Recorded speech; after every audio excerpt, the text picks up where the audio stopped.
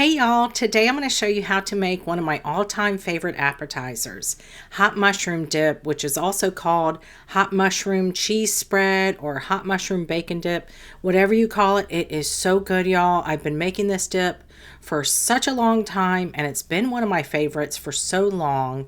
It's kind of like the inside of a stuffed mushroom. There's cream cheese, Parmesan, bacon, everything's better with bacon.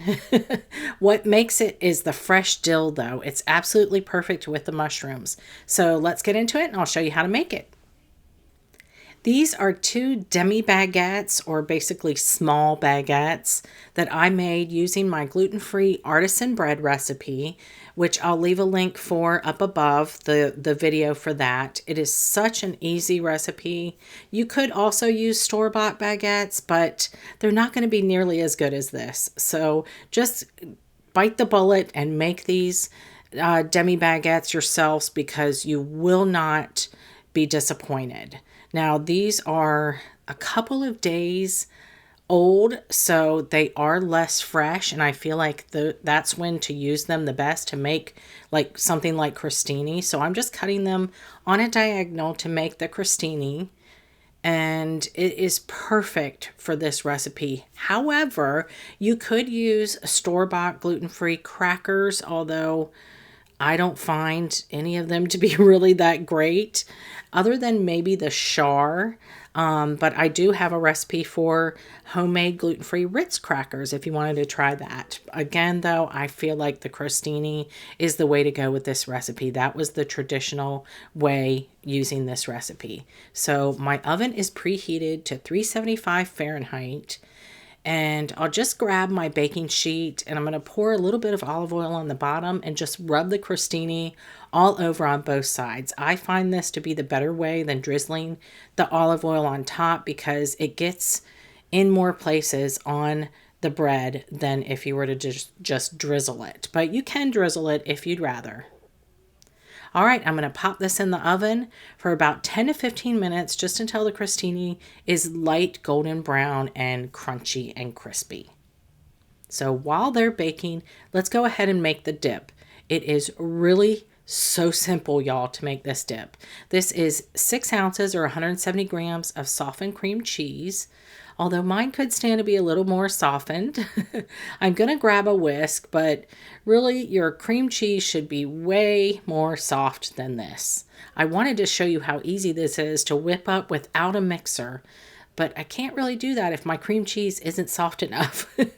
So it's kind of getting in the tines of the whisk. That's okay. I'm just going to grab a spatula and use that to soften the cream cheese. Okay, now I can add the mayonnaise, which is 1/3 cup or 80 grams of mayo, and Parmesan cheese that I grated myself, Parmigiano Reggiano, 1/4 cup or 25 grams. The whisk should work a little better now, so I'm going to transfer over. Yeah, this is much better. I'll add in my very finely chopped mushrooms, 1/2 cup or 100 grams, and I'm using baby Bellas here, but you could use white button mushrooms.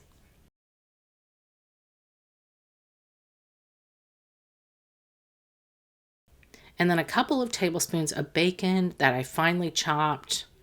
You can also use like bacon bits or those real bacon pieces. And I have 1 clove of garlic, which is actually roasted because that's all I had.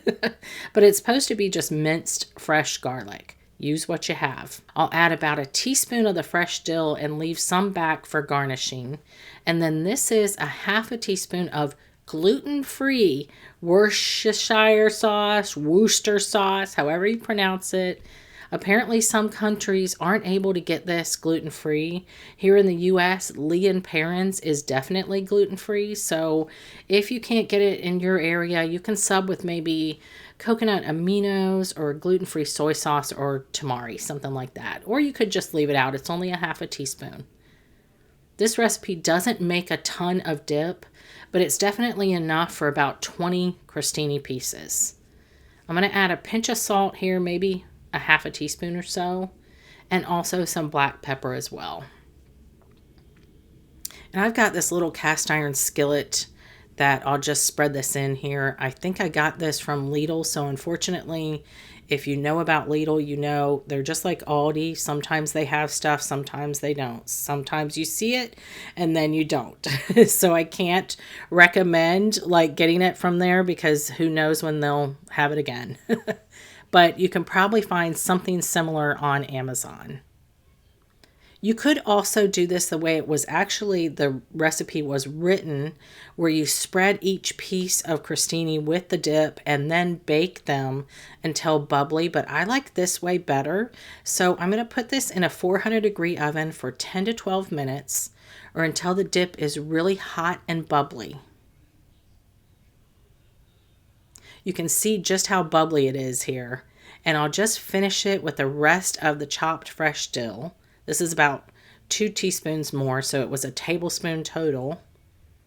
And that's all there is to it, y'all. Just let it cool ever so slightly before serving it warm with your crostini pieces. I can't even begin to tell you how great this dip is, y'all. It is so addictive. I have been thinking about it since I went gluten-free, how to make it gluten-free. Of course, you know, now that I have my wonderful gluten-free artisan bread, I can easily make crostini and make all those old recipes that used to use crostini. So good, y'all. Even mushroom haters love this dip. Enjoy.